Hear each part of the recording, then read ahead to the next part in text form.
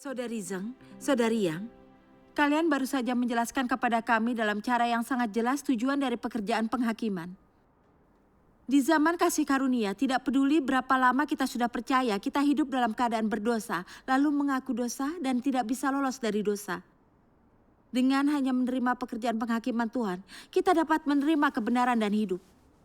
Tuhan melakukan pekerjaan penghakimannya adalah sangat penting supaya kita diselamatkan dan masuk kerajaan Tuhan. Syukur kepada Tuhan. Tapi sekarang yang ingin kupahami adalah bagaimana Tuhan menjalankan penghakimannya untuk menyelamatkan umat manusia dan menahirkan kita di akhir zaman. Tolong jelaskan ini lebih lanjut. Itu benar. Ini hal yang sangat perlu kami ketahui dalam menyelidiki jalan yang benar. Tolonglah, saudari sekalian, jelaskan lebih lanjut. Baik. Tolong jelaskan lebih lanjut kepada kami. Saudari Si, pertanyaanmu itu sangat praktis. Orang-orang yang mencari dan menyelidiki jalan yang benar ingin memahami cara Tuhan yang Maha Kuasa melakukan penghakimannya di akhir zaman. Tuhan yang Maha Kuasa telah menyampaikan banyak hal tentang kebenaran ini. Mari kita baca beberapa ayat firman Tuhan. Baik. Tuhan yang Maha Kuasa berfirman, ketika Tuhan menjadi daging kali ini, pekerjaannya untuk mengungkapkan wataknya terutama melalui hajaran dan penghakiman. Dengan landasan ini, ia membawa lebih banyak kebenaran kepada manusia, menunjukkan lebih banyak cara praktis, sehingga dapat mencapai tujuannya untuk menaklukkan dan menyelamatkan manusia dari wataknya yang rusak. Inilah landasan di balik pekerjaan Tuhan pada zaman kerajaan. Di akhir zaman, Kristus menggunakan berbagai kebenaran untuk mengajar manusia, mengungkapkan hakikat manusia, dan membedah kata-kata dan perbuatan-perbuatannya. Firman ini terdiri dari berbagai kebenaran, seperti tugas-tugas manusia, bagaimana manusia harus menaati Tuhan, bagaimana setia kepada Tuhan, bagaimana hidup dalam kemanusiaan biasa, serta hikmat dan watak Tuhan dan lain-lain. Firman ini semuanya ditujukan pada hakikat manusia dan wataknya yang rusak. Secara khusus, firman yang mengungkapkan bagaimana manusia menolak Tuhan diucapkan karena manusia merupakan perwujudan iblis dan kekuatan musuh yang melawan Tuhan. Dalam melaksanakan pekerjaan penghakimannya, Tuhan bukannya begitu saja menjelaskan sifat manusia hanya dengan beberapa kata. Dia menyingkapkannya, menanganinya, dan memangkasnya sekian lama. Cara-cara penyingkapan, penanganan, dan pemangkasan ini tidak bisa digantikan dengan kata-kata biasa, tetapi dengan kebenaran yang tidak dimiliki oleh manusia sama sekali. Hanya cara-cara seperti ini yang dianggap penghakiman. Hanya melalui penghakiman jenis ini, manusia bisa ditundukkan dan diyakinkan sepenuhnya untuk tunduk kepada Tuhan, dan bahkan memperoleh pengenalan yang sejati akan Tuhan.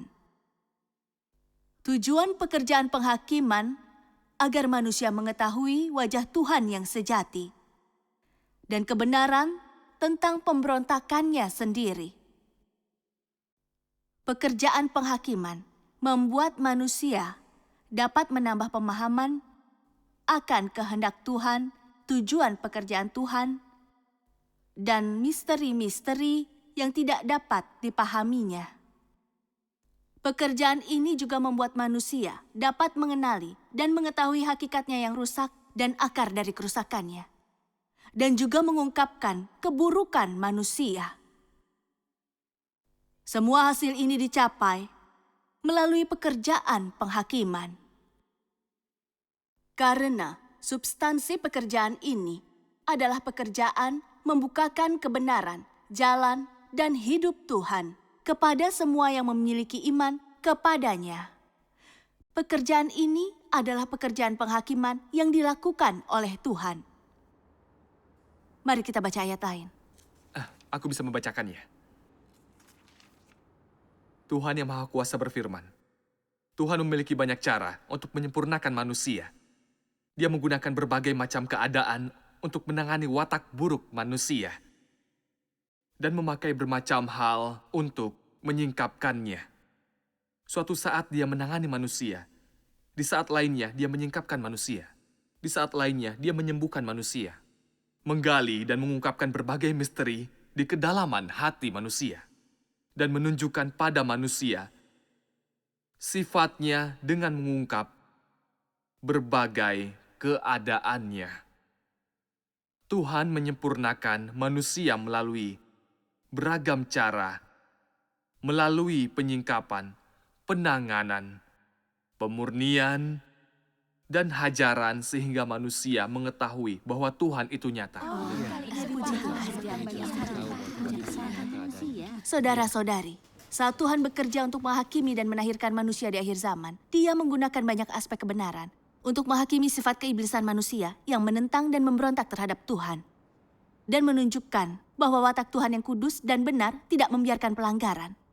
Melalui penghakiman firman Tuhan, manusia dapat dengan jelas melihat kebenaran dari kerusakan yang mendalam akibat ulah iblis, dan benar-benar memahami esensi Tuhan yang kudus dan watak kebenarannya yang tidak membiarkan pelanggaran. Mereka menjadi hormat pada Tuhan, sehingga mereka terlepas dari belenggu dosa dan dengan demikian menerima keselamatan Tuhan. Perkataannya benar. Saat kita membaca firman Tuhan yang Maha Kuasa, kita benar-benar merasa bahwa Tuhan sedang menghakimi dan menyingkapkan kita berhadapan muka. Dan kita semua bisa merasakan bahwa firman Tuhan sungguh bagaikan pedang bermata dua, yang sedang menghakimi dan mengungkap sifat keiblisan kita yang menentang Tuhan. Kita melihat dengan jelas kebenaran bahwa kita sudah sangat dirusak oleh iblis. Dan bahwa sifat kita begitu sombong, juga hina, dan penuh tipu daya. Sekalipun kita percaya kepada Tuhan, kita tidak membiarkan Tuhan ditinggikan. Hati kita tidak takut akan Tuhan. Kita seringkali berusaha menipu Tuhan dan sesama. Sekalipun kita percaya kepada Tuhan, kita memuja manusia. Jika kita punya status, kita ingin pamer dan memegahkan diri supaya orang-orang mendengarkan kita. Kita berusaha melawan Tuhan dan berpisah darinya, mendirikan kerajaan kita sendiri. Saat menghadapi bencana, kita bahkan menyalahkan dan melawannya. Ketika Tuhan melakukan pekerjaan baru yang melampaui imajinasi kita bersikap seperti kaum Farisi saat Tuhan Yesus ada di bumi, membatasi dan menghakimi Tuhan. Dan kalau kita sedikit berkorban, bekerja keras, atau agak menderita, kita bahkan berusaha bersikap mementingkan diri, menuntut lebih banyak berkat dari Tuhan. Saat keinginan kita sepertinya tidak terpenuhi, kita bersikap negatif atau melambat dan berhenti bekerja. Kerusakan kita oleh iblis sudah terlalu dalam. Kita tidak hidup dalam citra manusia. Kita adalah perwujudan iblis.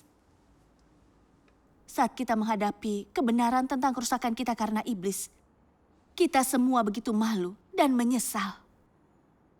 Dan kita menghargai bahwa kekudusan Tuhan tidak dapat dinodai dan bahwa watak kebenarannya tidak bisa disinggung.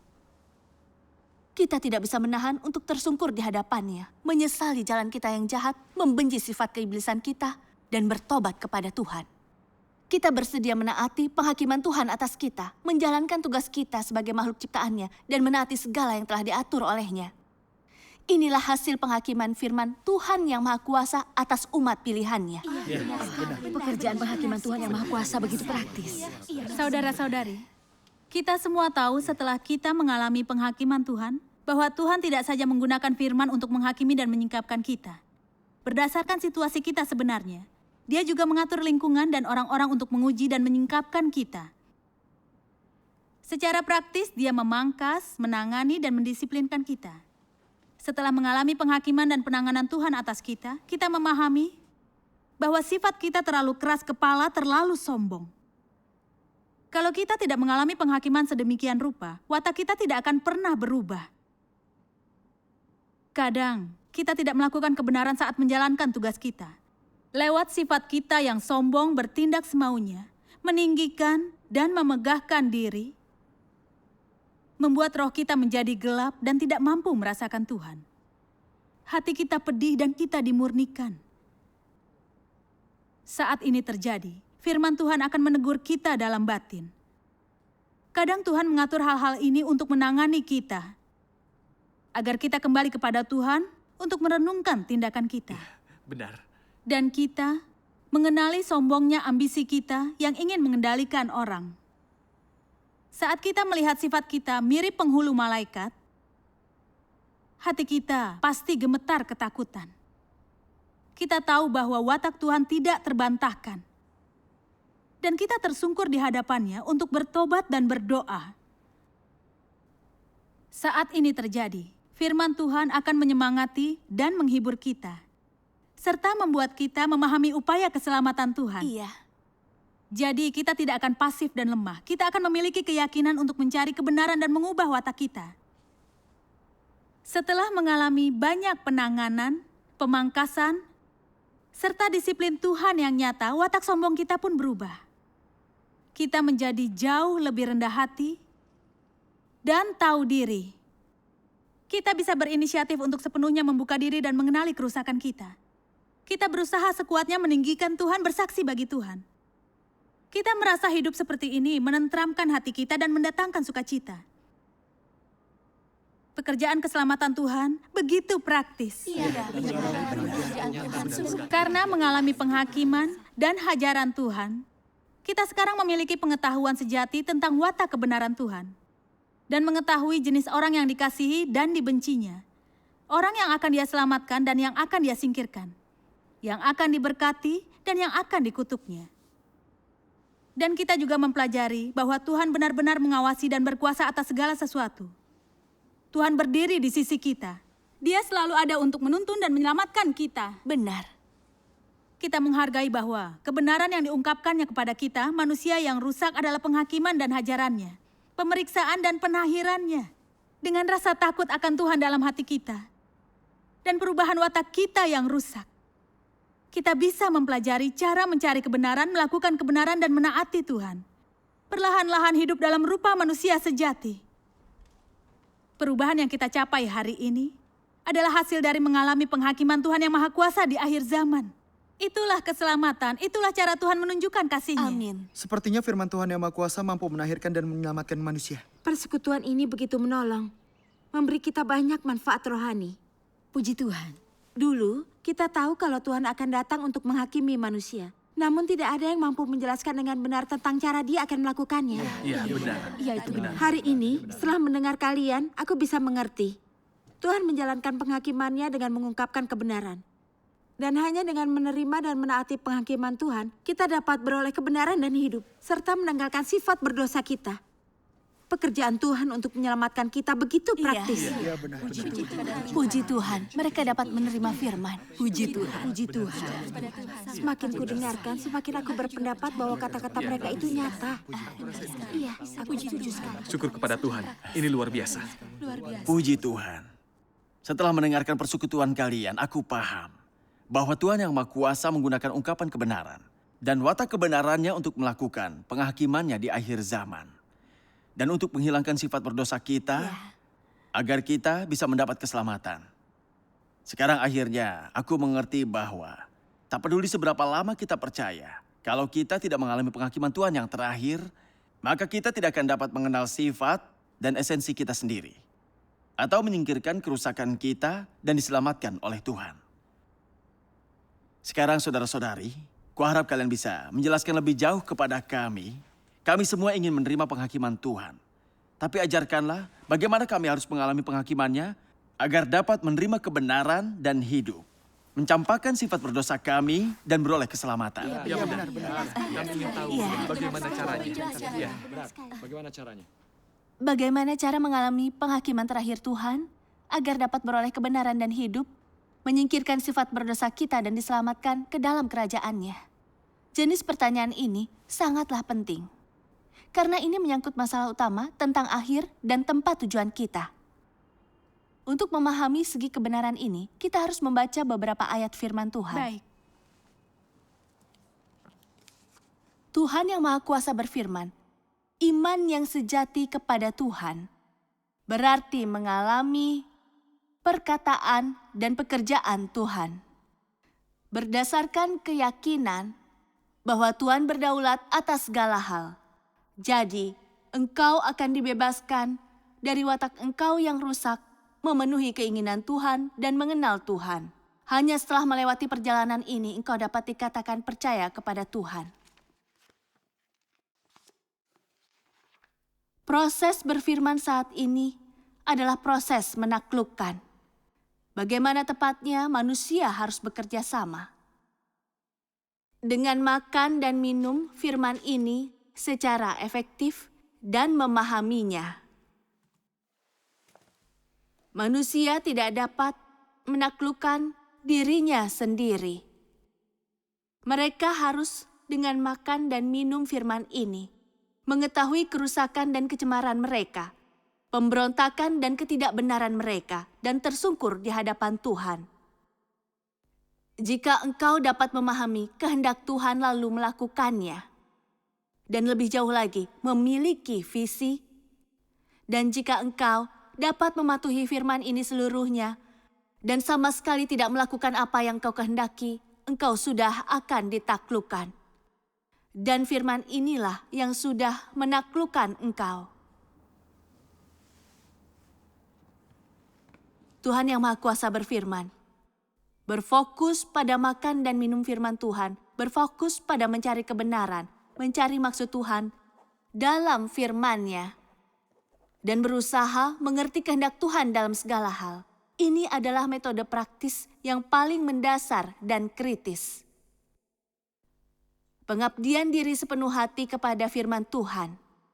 Arti utamanya adalah mencari kebenaran, mencari maksud Tuhan dalam firman-Nya, dan berfokus mengerti kehendak Tuhan, serta memahami dan mendapatkan lebih banyak kebenaran dari firman Tuhan. Dan mendapatkan pengertian tentang wataknya dan keindahannya. Petrus juga berusaha memahami berbagai keadaan manusia yang rusak dari firman Tuhan, dan memahami sifat manusia yang sudah rusak dan kekurangan manusia yang sebenarnya. Mendapatkan seluruh aspek tuntutan Tuhan kepada manusia supaya bisa menyenangkan Dia. Dia memiliki banyak sekali pengamalan firman Tuhan yang benar. Inilah yang paling sesuai dengan kehendak Tuhan. Dan inilah kerjasama terbaik manusia dalam pengalamannya dengan pekerjaan Tuhan. Bila kita orang percaya tidak melakukan firman Tuhan, itu namanya bukan percaya kepada Saudara-saudari, Tuhan. sebagai orang percaya perlu memahami apa makna percaya kepada Tuhan. Percaya kepada Tuhan berarti melakukan firman-Nya dan mengalami pekerjaannya. Untuk memahami kebenaran dan melakukannya dalam kenyataan. Itulah proses percaya kepada Tuhan. Pekerjaan Tuhan di akhir zaman adalah untuk menghakimi kita melalui firman-Nya. Kalau kita ingin menahirkan watak kita yang rusak demi menerima keselamatan dari Tuhan, kita harus lebih dahulu berupaya melakukan firman Tuhan dengan tulus. Kita harus makan dan minum firman Tuhan, lalu menerima penghakiman dan wahyu yang terkandung dalam firman-Nya. Bagaimanapun firman Tuhan melukai kita atau keras atau membuat kita menderita, ingatlah bahwa firman Tuhan adalah kebenaran dan realitas kehidupan yang harus kita alami. Tiap perkataan Tuhan dimaksudkan untuk menahirkan dan mengubah kita. Iya. Membantu kita menanggalkan kerusakan kita dan mencapai keselamatan. Lalu membantu kita memahami kebenaran dan beroleh pengetahuan akan Tuhan. Kita harus belajar menerima penghakiman dan pemangkasan firman Tuhan. Kalau kita ingin beroleh kebenaran dalam firman Tuhan, kita harus bersedia menderita dan menaati kebenaran dalam firman Tuhan. Kita harus mencari kebenaran dan berusaha menemukannya dalam firman Tuhan, merasakan kehendak Tuhan, dan berusaha mengenal diri kita. Kita harus merenungkan firman Tuhan untuk mengenali kesombongan, kelicikan, dan keegoisan kita sendiri. Cara kita tawar-menawar dengan Tuhan, memeras Tuhan, menipu Tuhan, menyimpangkan kebenaran dan berbagai tindakan berdosa lain. Juga segala ketidaksucian dalam keyakinan kita, nafsu mengejar berkat. Dengan cara ini, perlahan-lahan kita memahami kebenaran di balik kerusakan kita dan esensi sifat kita. Itu benar. Setelah kita lebih memahami kebenaran, pengetahuan kita akan Tuhan akan semakin dalam. Lalu kita akan tahu jenis orang seperti apa yang Tuhan sukai dan tidak sukai. Jenis seperti apa yang akan dia selamatkan atau singkirkan, siapa yang akan dia gunakan, dan siapa yang dia berkati. Begitu kita mengerti hal-hal ini, kita akan mulai memahami watak Tuhan. Ini adalah hasil dari mengalami penghakiman firman Tuhan. Siapapun yang mengejar kebenaran berusaha mengalami penghakiman firman Tuhan. Berusaha mencari kebenaran dalam segala hal dan melakukan firman Tuhan serta menaatinya. Perlahan-lahan, orang-orang ini akan mulai memahami kebenaran dan menyalami realitas dalam mengalami firman Tuhan, serta mencapai kesempurnaan dan keselamatan. Tentu saja. Sedangkan mereka yang tidak mencintai kebenaran, sekalipun mereka mampu mengenali penampakan Tuhan dari kebenaran yang Tuhan ungkapkan dalam firman-Nya, mereka mengira ada jalan untuk benar-benar mencapai keselamatan jika mereka sedikit berkorban dan melakukan tugas mereka. Jadi mereka tidak dapat menerima kebenaran setelah bertahun-tahun percaya kepada Tuhan. Mereka mungkin memahami beberapa doktrin, tapi mereka berpikir sudah memiliki seluruh kebenaran dan realitas. Mereka mendustai diri sendiri, dan tak lama lagi mereka akan disingkirkan oleh Tuhan. Iya benar, mereka akan disingkirkan. Membaca firman Tuhan itu penting untuk mengetahui kebenaran. Iya, dengan mengetahui dan melakukan kebenaran, kita bisa mendapatkan kenyataan. Saudari Zhang, aku ingin terus mendengarkan. Maukah kau terus bicara kepada kami? Tentu saja. Kepada kami. Iya. Bagaimana kita mengalami pekerjaan Tuhan untuk membantu kita beroleh keselamatan? Mari kita baca lagi firman Tuhan yang Maha Kuasa. Baik.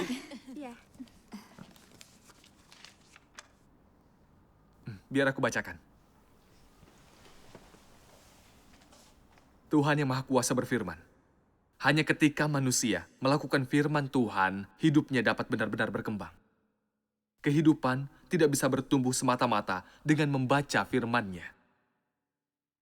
Jika engkau yakin bahwa memahami firman Tuhan adalah satu-satunya yang diperlukan untuk memiliki kehidupan, untuk memiliki tingkat pertumbuhan, maka pemahaman itu keliru.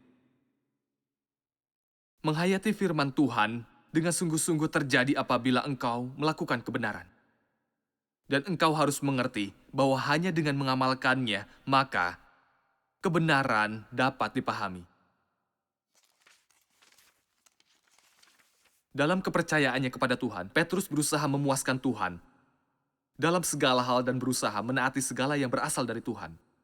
Tanpa mengeluh sedikit pun, ia sanggup menerima hajaran dan penghakiman, serta pemurnian, kesengsaraan, dan kekurangan dalam hidupnya. Tak satu pun dari hal-hal itu yang dapat mengubah kasihnya kepada Tuhan. Bukankah ini kasih kepada Tuhan yang mencapai tahap tertinggi? Bukankah ini pemenuhan tugas seorang ciptaan Tuhan? Hajaran, penghakiman, kesengsaraan, engkau mampu mencapai ketaatan sampai mati. Inilah perkara yang seharusnya dicapai ciptaan Tuhan. Inilah kemurnian kasih Tuhan. Jika manusia dapat mencapai sejauh ini, dialah ciptaan Tuhan yang layak. Dan tak ada yang dapat lebih memuaskan Sang Pencipta.